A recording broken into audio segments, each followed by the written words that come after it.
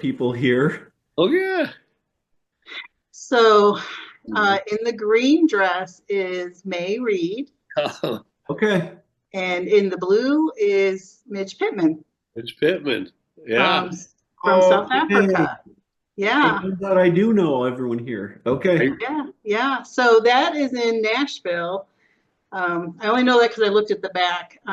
So Christian Camping has, uh, I don't know what it's called, but a professional association, and they would every year have a big Christian camping conference. And it wasn't just, it was for everything, for the year-round camps, the summer kids camps, family camps, all that sort of thing. And it was worldwide.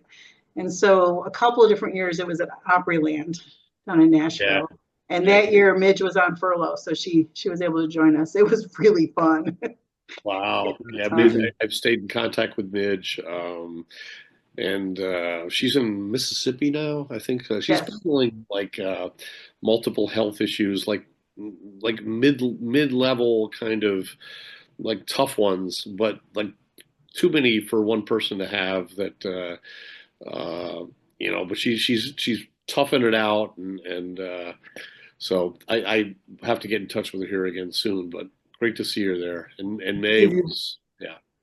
She gave you material for your book as well, right? She did, and she has more for the second book that I couldn't use for the first book. Couldn't I, in the way that it ended up being constructed. But for the second book, there's a big lane for what she provided and what I want to ask her more for, and it's going to be good. Yeah, I bet. She's, again, fantastic. I'll Yeah, tell you one thing about being on, full time year round is meeting people like Ken and May, Reed.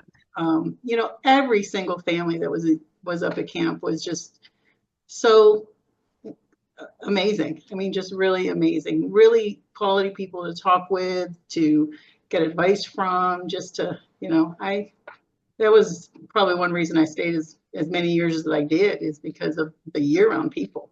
yeah, they had to be dedicated. Yeah, we talked to Yeah. Phyllis Bird about when she moved there and bringing a family there, and it was like Yeah. the winters are tough, and it's a small town, and so you have to really lean on the friends that you have mostly in camp. Yeah. Yeah, So, it's true. yep. And they were all very, very welcoming of me, a single young person showing up to, help. You know, the rest of the year I just did whatever needed to be done and then got ready for summer. But I was really just helping all the others, like, Doug Miller wasn't there anymore. Dave McDonald and Gary Switzenberg were in Woodland's Kitchen. Okay. But I would help set up in there, and I would help the year-round housekeeping, Sylvia and B and Yeah. Cheryl, and we would do these really fast changeovers, because one group was leaving, the next group coming in, and it was a lot of work, but it was Yep. never boring. And then you had to, by the way, hire a summer staff. Right, I did that too. Yeah. Yeah. We traveled to all the colleges. Yeah. And did the colleges. Yep. So you said, oh my gosh, that's up in the dining hall. Yes, that's the dining hall crew. I think they were doing devotions. Pretty Okay. sure they were. Yeah. I see the Bible right there. So just about everybody in this one. Well, this is Bob Lang, right? That's Yeah. Bob Lang. Yep. So I think he's the original Silent Bob, right? If he pointed, you moved. Yes, right, right. You just kind of knew what he needed. Big long finger and Yes. yeah. Oh my gosh. So And then Oh, Gertrude Peck, holy cow. Well, when we get more into the year that you were personnel director, that last picture reminds me, Ardith, that to whatever extent you were hoping for whatever kind of seamless transition there could have been from my Uncle Bob, and you still had a lot to hire. Every year there's a big turnover, but the biggest turnover was in the kitchen. One of the mainstays of all camp. The year that you took over, that year or the prior year was the year that Dot and her family moved out, and like for all the years, decades that they were there, like it was a big unknown how a staff could be pieced together to take over for that and have it continue to run in the same way. Like, wow, that was a biggie. Well, your book, I do have a copy of the book. Karen, got me a copy as a gift.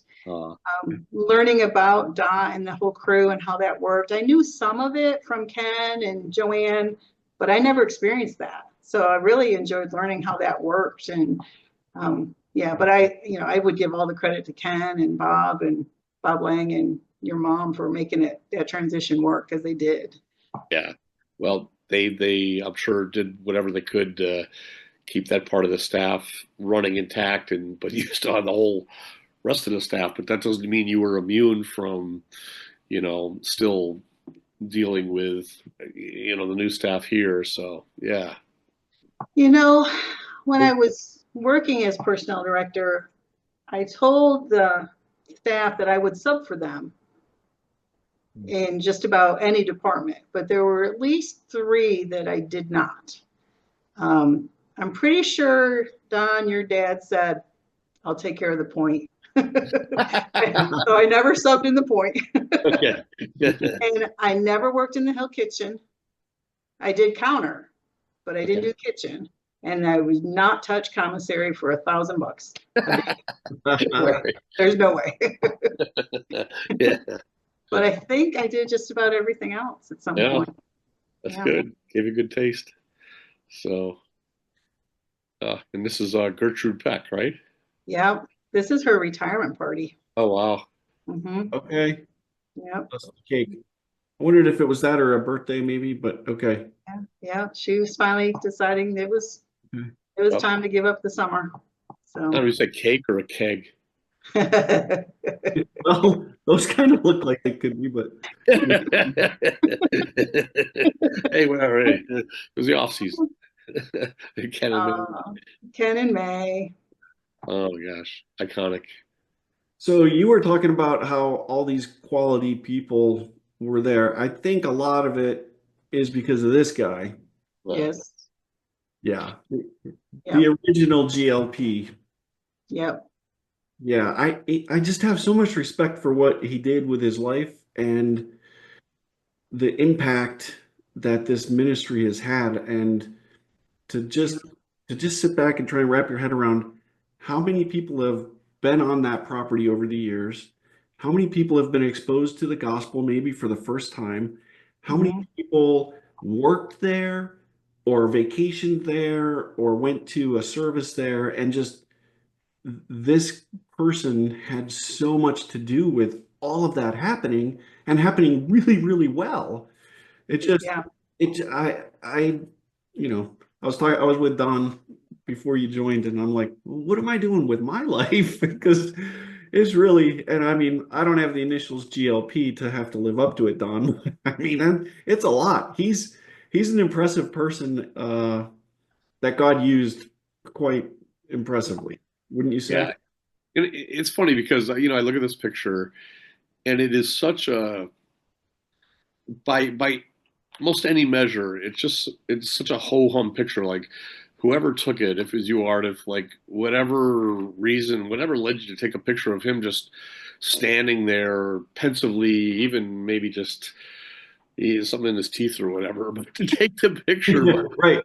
See it, conjures up just a flood of memories about him that goes so much further than him just standing there like that. Yeah, it's one of the things I really appreciate about these interviews we're doing and catching up with people, and if they do have memories like this that they've captured, it's just such a bonus. He, if I remember, he would not pose for pictures. So he's listening. There's somebody he's talking to and listening right. now. Yeah. Mm-hmm.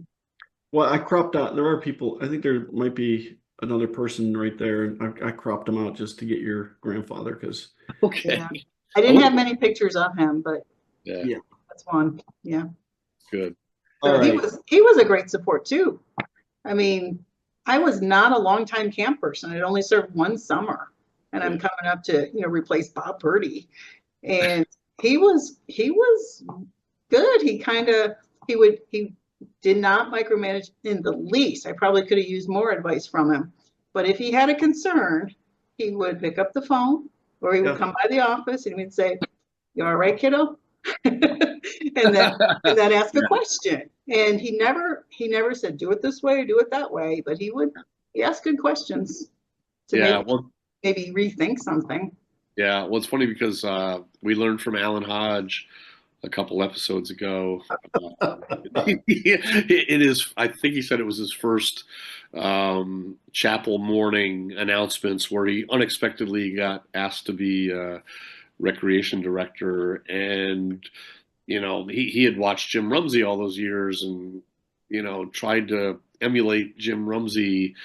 And by his own admission, he just said he really botched it. And apparently he was right because, you know, that later that day, next morning, something like, however, he said, you know, Dad, but then Grandpa came by and said, "Hey, you know, you can hear the story if you watch his episode, but something to the effect of, you know, you have a good department, right?" And he's like, "Yes, sir, I do." He's like, "Don't worry, just talk about that and you'll be fine."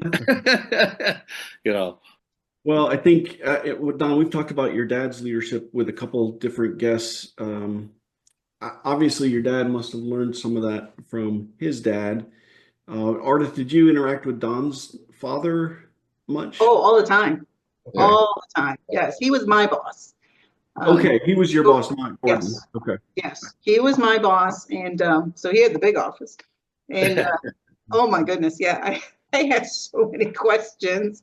And if I was, I mean, but he was really good, very patient, answered every single question. And then it, you know, was a while into probably the second summer, and I realized, oh, he has a sense of humor because he can appear very serious. And so then it was, and of course your mom always just said, "Just tell him what to do," you know, but like, no, I'm not in charge. But yeah, so what I started doing, I don't know if your dad remembers this, Don, but if I found contraband in staff housing or on the grounds anywhere, I didn't want to leave it in my office. Like, what if I died in the night and someone found that in my office, right? So I would write out where I found it, and I would put it in your dad's office. That's why. I love that. I love that. That's funny. I never would have thought about that. How to deal with it. That's funny. Weird mind, but I just thought, no, just in case. Oh, hey, here we go. It's a familiar spot, Tom. We shucking corn here? Yeah. Okay. Yep. Yeah. So, You can pull a Jeep there. I was going to say, hard to see everybody, but of course, Joanne up at the top. Don's mom there. Yep. Yeah. And this is Sue Tesser on the bottom standing. Right. I may have it written on the back of the picture who everybody is, but I don't remember taking the picture, but I remember thinking she always ran such a fun group. Yeah. Everybody loved to work for Joanne Purdy. I was wondering, where's the Marine Jeep going to park to pick up the top? Yeah, they're in the way. All those points. All right, so this was bowling, I think, maybe. All right. We used to do a lot of staff activities. You remember square dance, a bowling night down in Gloversville or Amsterdam. Yeah. One summer we even did a trip to Montreal. Really? Yeah, that was crazy. So anyway, so this is Karen Eno on the left. Okay. The one that's here in Texas now, or Karen Eno Murphy now. Familiar. And Stephanie Sutton on the right, she was head girls. So now remember, I know more of the 90s staff than the 80s. I appreciate that too, because Tom and I saw it kind of come into play, but then I really didn't see it other than a couple weekends per summer, much of it, it was nice if I knew someone from before, but in a lot of cases I didn't. So it was just great to see the continuity and, the different names and Right. Okay. And then what do we have here? What is this? Do you remember Airband? oh yeah. Is that what we called it? Airband? Yeah. That would have been 88. I looked at the 88 Airband pictures. Here we go. I don't remember them doing this, Don. Do you? In 82? Is that Dave Hughes maybe there? I think so, yes. Diane. Is that Amy? Oh, Yes. holy cow. And Kathy Weisberg? There's Kathy, yep. Nick, Okay. This is Kathy. wow. This is Amy. I think it is. That's amazing. Okay. Oh, wow. All right. I can't wait to Okay. put that in front of her. That's All right. awesome. So Tell her sorry. This is great. no. It's fantastic. Now I'm gonna stop sharing just for a second. So I saw that photo is fantastic. Okay. I don't remember that, Don. Do you? I don't. I don't remember it, but Were I we feel like I should. backstage? Were we backstage warming up or something? Well, I it don't looks know. like the common denominator was they all were they were working as a group in the Woodlands dining room. So because Okay. Diane and Nick and Dave Hughes and we might have yeah That's wild. fantastic. I love that. Here's what happened this afternoon when I was looking through these pictures, Ardith. I was reminded of something I had sent to Don. So Don, I mean, have you read Don's book? You got a copy Yes. of it. Oh, thanks. By the way, Fantastic, right? thank you. But anyone ever that we asked that to come on, don't ever feel like that's a litmus test whatsoever. Please don't. If they haven't, please still come on. Well, Yeah. we're I loved it. I read it right Yeah. through. thank you. I only ask for context to make sure that I'm not sharing something I don't want a spoiler alert. Oh. But then, so when Don said that he was going to write this, I actually wrote down a lot of my memories and handed them off to him. That's how you get referenced, by the way, 63 times in Don's book. So anyway, I wrote this. We're gonna do story time with Tom because you sent me these pictures, and it just reminded me of what I wrote about Airband. And I want. I'm already laughing. Okay, first of all, a disclaimer. So, the people I'm about to talk about, I love you all very much. You guys are my friends. There's a butt coming. But come on. Okay, so let me just share. Story time with Tom. Have you seen any of the podcasts where we do story time with Tom or story time with whatever guest is on? I did watch Kim Hawks Pasquini. Okay. All right. Yeah. And, yes, I saw her reading what you put up about the music staff auditorium. Yeah. So Oh, yeah. when you were personnel director, Ardith, was she like head girls counselor or something, or I believe she had finished out in you 89. finished out? Okay, But I knew her. I knew Kim very well. Gotcha. Yes. Yeah. Okay. Okay. So this is about the airband contest, right? And I think prior to what I'm about to read, I talk about, I'm pretty sure it was maybe John Bellin's idea to do this from the barge captains, and we got everybody, somehow everybody decided to join in. It was fun. And I think, well, I'll ask you, when you were personnel director, did it continue while you were there? Oh, yes. Good. I was the MC a couple of years. All right. Let's see. And now, Because I saw on one of the Camp of the Woods Facebook sites, it looked like they were doing it at least into the 2000s. So I don't know if they still do it. But yeah, there were pictures of people doing, obviously more current songs than Queen's Crazy Little Thing Called Love. Anyway, let me read this, and you guys can react because I think it's pretty funny. On competition night, this is obviously after I've described we're going to do an airband, right? On competition night, there must have been 8 to 10 bands competing, but I only remember our band and the maintenance crew. So this is like Earl and Nate, Jay. Jay, yeah. They took the stage dressed in tie-dye shirts like hippies. Were they not taking this seriously? They When were. the song began, "Listen to the Flower People" from Spinal Tap, I was stupefied. I truly think they chose a song they liked rather than a song the audience would like.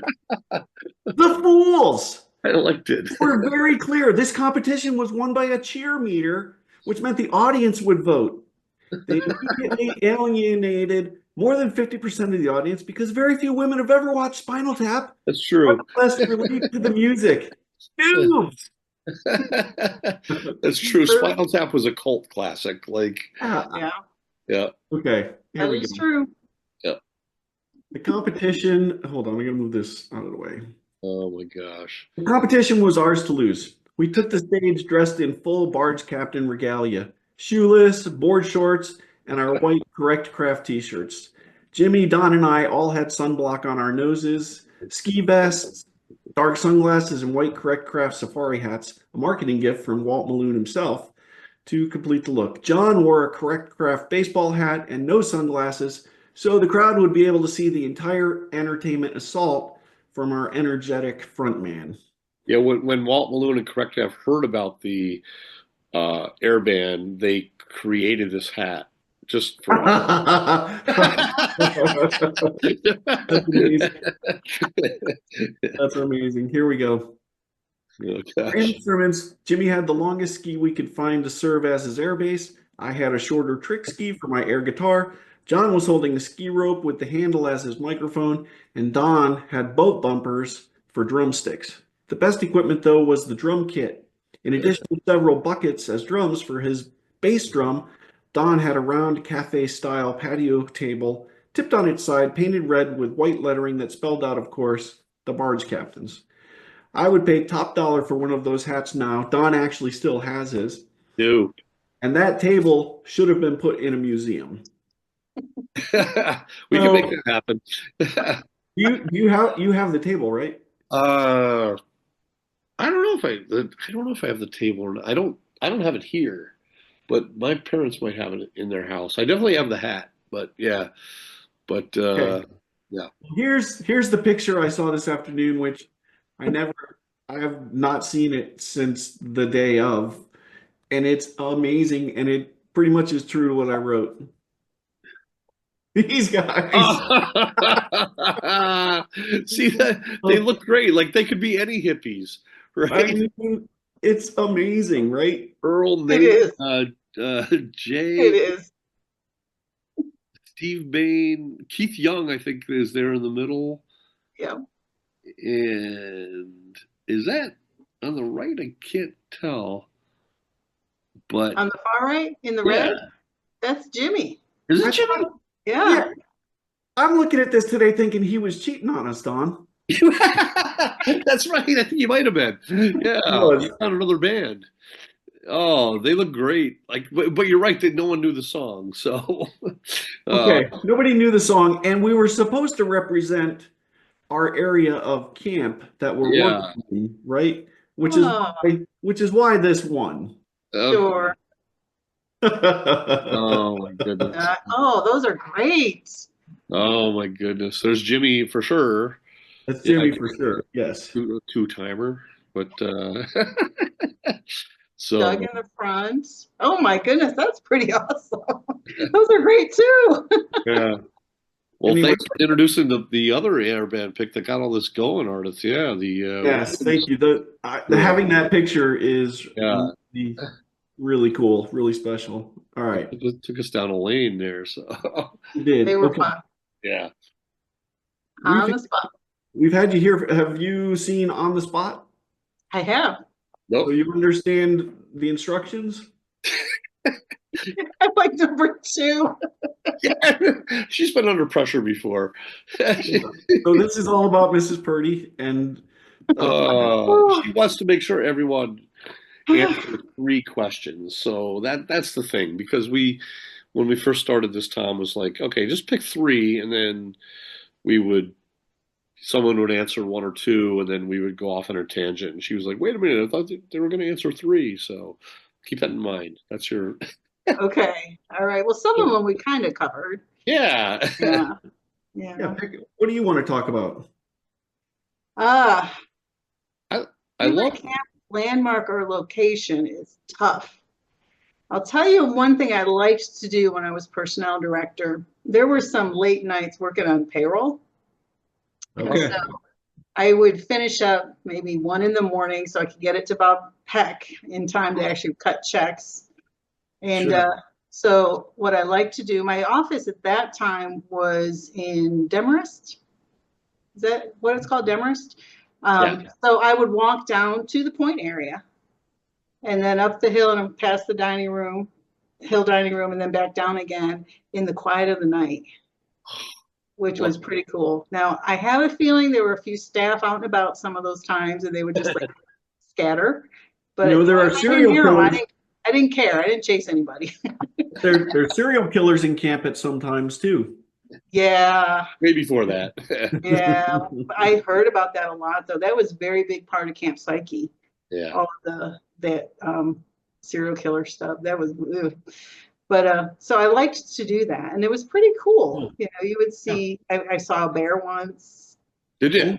I did in the middle of camp. Yeah, in the middle of the night. Yeah, so that was very peaceful, very peaceful. But the other thing was though, I'm in my office finishing up payroll. Everybody's gone to sleep but the night watchman and Carol Rumsey.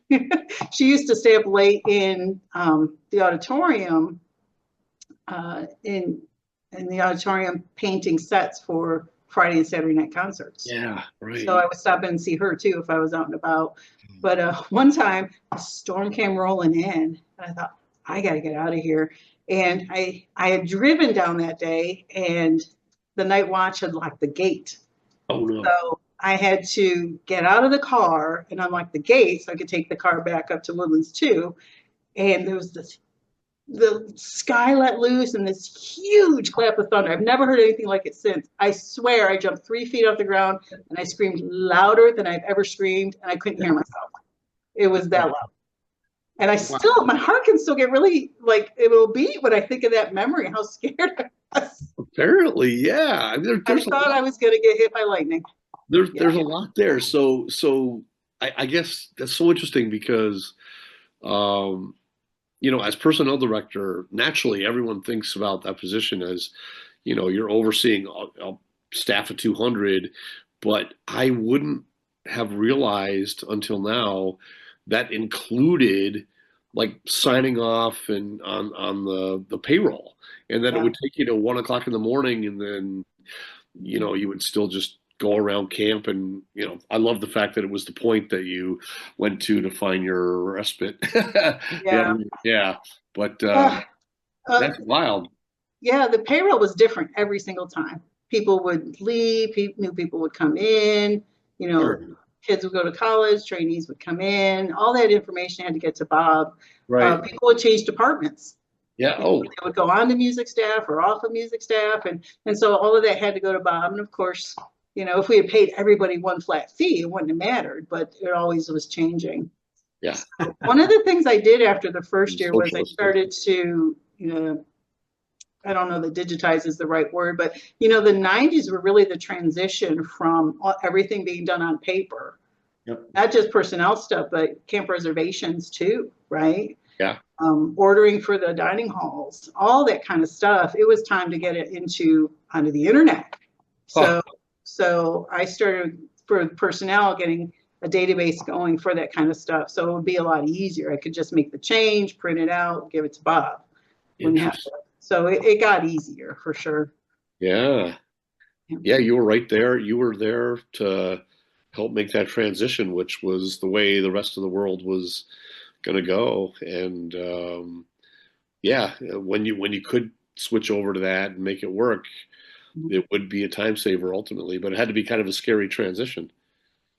My part wasn't as bad. I think the reservation system was tricky. I mean, they had somebody come in to work with that, and I'm pretty sure his name was Jim Robb. Bob Peck would know for sure. Okay. So Jim and his family would come up, stay a couple weeks, work, a lot. and just get that reservation system going. It was very complicated. So many different accommodations with, different meal plans, and, people would, want their first and second, third choices in there. And yeah, Judy Peck had a big job. Huh. Well, it's interesting timing with that, because for the second book, I'm trying to take a few different angles, because it won't be as much about my own personal, camp life and journey. Most of that is in the first book, so I'm now trying to draw from others more. There'll still be a fair amount of my own, but I've tried to identify a few different departments that had their own unique experiences that people really wouldn't know about, and not huge departments. And I started a couple of weeks ago, and I gathered a bunch of the sound room guys. It was Rob Wilhoft and Ken Tryon, Randy Hughesland, Matt Salzone, and Jimmy Olsen was like an honorary one. And the call went amazing. It took 3 of these, and their memories, it was like the spigots got turned on, and it went way better than I could have even imagined. And I'm going to kind of use that template. And the next one is going to be for The Office. And so I've talked to Tracy. So it's going to be Tracy, and then Amy Briggs Bahar, Rachel Commons, I should know her new name, Judy Peck, Steve Hill, and a few others that we're trying to get together, and just for them to share stories about what it was like behind that wall, and what you just brought up, Ardith, in terms of transitioning from all paper to internet digital. That'll be fascinating, kind of to hear. So I can't wait to do that. But I wouldn't have thought of that if you didn't bring it up there. So yeah. I only did one question. Is Joanne? You have to do 2 more at least. Okay. Thank you. See, that's personal responsibility right there. That's how she ended up being personnel director. I don't know if Joanne has my number, but I just need to make her happy. Let me ask you a question. After reading Don's book, what memories resurfaced? The pranks. Oh, you had to be twitching about that. You had to hate those pranks as personnel director. Yeah, no, actually, no. All right, then. Act like I hated them. Okay. And there was really only one that affected guests, so that one was not so good. You might have put it in, and it was soap in the coffee. I didn't do it, but Steve Bain at least knew who did it, or have to do. We might have to ask Steve Bain about. Okay. Yeah, because what happened was they had to make coffee in the teepee and take it and take it up there, keep taking it up there, because they couldn't make it. Look at me. I'm getting nervous. We're gonna have to find out more about that one. The funny pranks were funny. Yeah. I just couldn't let it, the Ken Reed approach, I couldn't let it get out of hand. Yeah. Right. But that one was tough. And I know who fessed up to it. That was one, I watched the Bob Purdy's, and he's like, he would send out, head girls, head boys, try to find things out. Yeah. This one was like, no. I mean, they knew everybody was upset. Yeah. You don't mess with people's coffee, right? Well, this is how I remember. It may have gone differently in real life, but I think I basically said, you might as well fess up, because we're going to find you. And somebody did. Okay. And I was surprised. But I don't know, thinking back years later, were they taking the fall for someone else? Interesting. Wow. I don't know. I love it. So intriguing here. Yeah. So anyway, but everybody got their coffee, and the guests didn't care. They were fine. So what we thought would be terrible, it turned out fine. But it was a pain to get those things running clear again. And it just wasn't one that was thought through, like what could happen. Yeah. Okay. Question But- 7. What is your favorite camp prank? Well, I always loved the Mrs. Butterworths and wherever they showed up. I don't know if I know this one. You know how The they had- refillable Mrs. Butterworth? yes, the glass, the old glass ones, they would clean them and then use them for syrup, you know, Okay. on the tables. But every once in a while they would show up in really odd places, in the auditorium, Okay. down in the snack shop, TV, or just who Butterworth knows going where. around. So yeah, or just a few. And I always thought that was clever. When I was dining hall hostess and I was doing the seating charts for the guests because they would send in their requests. Again, another late night, generally on Friday night, people would just kind of walk through that dining hall doing various things, and I would just make sure it wasn't going to be a problem in the morning. Right. So I was kind of partial to the dining hall stuff because I saw a lot of them happening. Yeah. That's funny. All I right. didn't do any of them though. I felt like I couldn't participate. I was already a grown up. I remember reaching that point where, oh, Tom, we're in positions of leadership now. It's like we just can't anymore, can we? Raymond just reminded me of one that Oh, yeah? I mean, I knew it, but I didn't think of it just now. 1988, dining Okay. hall. Right after morning, breakfast would be chapel. Yeah. And so dining hall's cleaned up, everybody's gone, music staff's on stage already. I may do the last whatever I've got to do. And I head down out of the dining hall and I use the bathroom out there on the porch, Uh-huh. There's a couple bathrooms there. I go in, I'm in the bathroom, going to go to chapel, and I hear bang, bang, bang, bang, bang. Oh no. And I get out, wash my hands, and I go to open the wooden screen door there. Yeah. Nailed shut. No. And I see Jerry Bird's truck with the maintenance crew driving away. Those guys. Yep. Oh. So that's where I spent chapel. I had to wait for everybody to get out. Actually, the dish boys, once they were done, they came out and they let me out. Yeah, but like you had to be like yelling out the. That's so funny. And I was still pretty new. I'm like, who is that? Why would they do that? No, it was funny. The other thing that was funny, remember we used to carry radios, some of us? I'm sure you do. What unit If we were in a I was prominent 10. position like you, yeah. I was Unit 10. 10? Okay. 10. And handyman was 8. Yes. Don was 2. Yep. Base was the office. 6 was somebody. I can't remember who. Anyway, 6 might have been Jerry. Actually. We were the boat crew, but we hardly ever got a call. Oh, that might have been you. Yeah. I can't remember, but there were codes also for various things. So you would go, base to unit 8, code whatever, and it would be, flat tire somewhere, or base to unit 8. It was always for the handyman. Base to unit 8, whatever the code was for clogged toilet. Heard that one. So, and there's a code for keys, a lockout. So I would hear 2 to 10. It would be your dad to me, and I always go, Right. I don't know what happened. I'd have to go find out what that was about. But at one point, again, another bathroom story, I dropped my camp keys in the toilet. Oh no. So I'm standing there. Thankfully, it was before anything had happened. And I called Jerry and I gave him 2 codes. I wish I could remember the codes. You'll have to talk to one of the old handymen. The one for key problem and the clogged toilet. the perfect storm, the only combining of the 2 codes.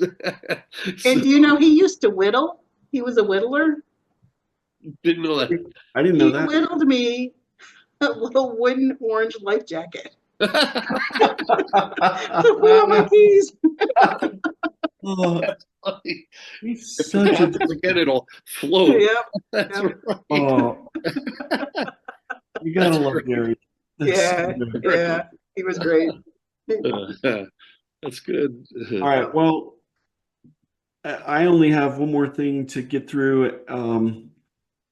Let's we've got to have made Mrs. Purdy happy by now. Of course. So the last thing I have to share with you is a segment that we call bragging rights. And Okay. I'm pretty sure I know who these are. Who are these? Ah, those are my kids. Those are my Hey. kids, Ben and Olivia, and the adopted one. Mr. Snowman. Ben That was just this past November up at my mom's house in North Utica. Okay, so Oh, this is pretty recent. huh? Yeah. This is fairly recent, right? Yes, fairly recent. Olivia she's just recently in December got her degree from the University of Texas at Austin. And she's trying to figure out what's next. She's got several different options and not quite sure where she's going to go next, but she'll probably spend the next year in Austin. She has an apartment with a friend. What's your degree? Psychology, and her minors are Japanese, entrepreneurship, and forensic anthropology. Wow. That's broad. That's very broad. She spent a semester in Japan. Wow. Okay. And she'd already taken several courses in Japanese, even starting when she was young, because her grandmother, my mother-in-law, is Japanese. Okay. So one of her goals may be to go back and live in Japan for a while. Okay. So, and Ben, he's 21. He works at our church facilities, and he's thinking, what's next for him. He's not he's as smart as his dad, and just really a great kid, but he doesn't want to go to college, at least at this point. That's all right.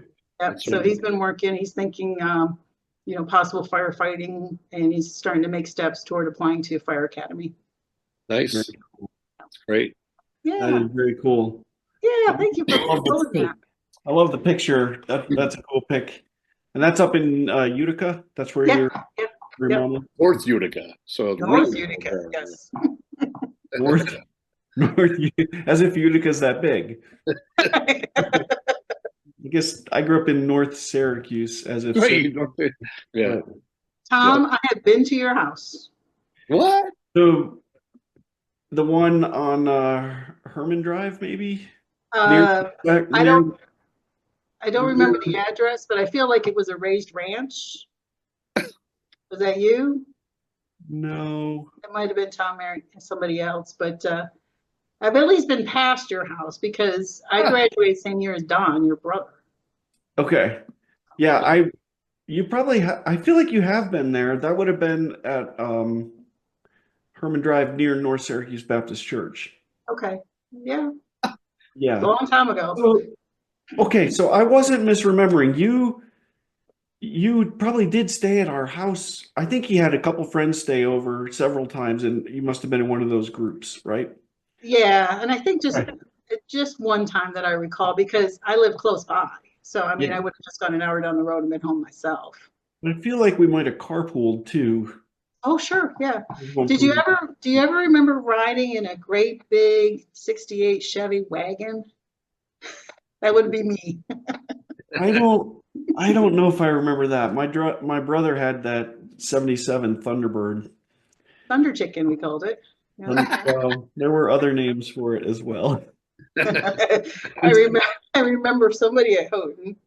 There's an Elton John song that we sang. Yeah, they stepped in the back of that. I'm pretty sure it was his Thunderbird, Don's Thunderbird, and his foot went right through to the ground. Oh, absolutely his Thunderbird. Absolutely the Thunderbird. Yeah. Oh my God. That was you? I didn't do it. Somebody else I knew. But I think I was standing ready to get in. I'm like, I'll meet you there. Yeah. Wherever we're going. That car had issues. Oh my gosh. Yeah. Yeah. So Ardith, you must have proven yourself, because you said that when you went in those college trips that you were given my grandpa's station wagon to take. Yeah. So that's a pretty iconic vehicle, Yes. Yeah. There was a van one year, or maybe two, and then I took the station wagon. Yeah. So fun. Ardith, this has been a blast. we could have kept talking for another hour, I'm certain. So Yeah. Great.